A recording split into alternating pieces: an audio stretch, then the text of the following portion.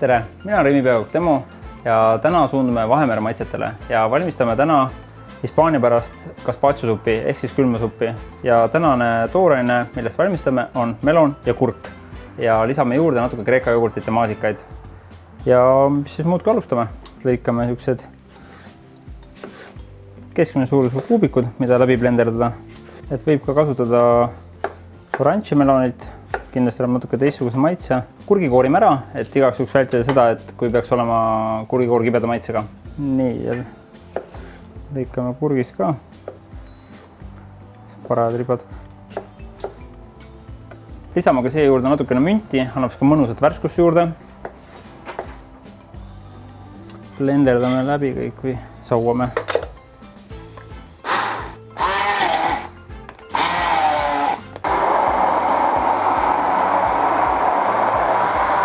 No nii, ongi meie supp põhimõtteliselt valmis. Nüüd teeme väikse lisandi siia juurde. Kuputame välja granaatuna seemned. Seda on hea lusika tagumise küljega teha. Siis kukuvad ise kõik biopessa.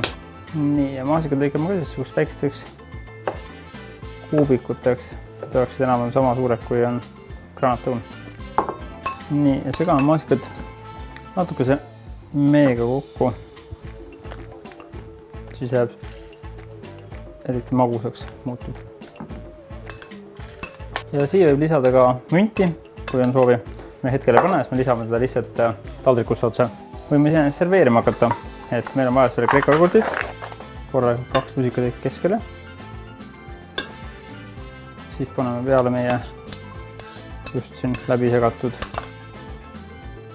nii-öelda salsat. Ja siis meie suurepärane gazpacho supp, mis sai ka just valmis.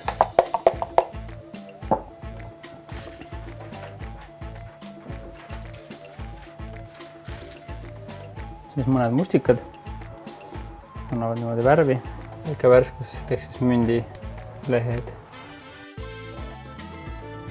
Ja siis teeme meiega ühe väikse triibu sisse, et kui peaks olema magusust natuke vähe.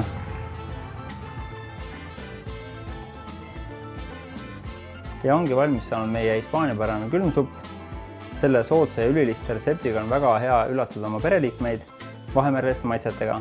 Ja me oleme Rimis teinud selle veel eriti lihtsaks, et valides retsepti saab ühe klikivajutusega kogu tooraine e-poe ostukorvi lisada.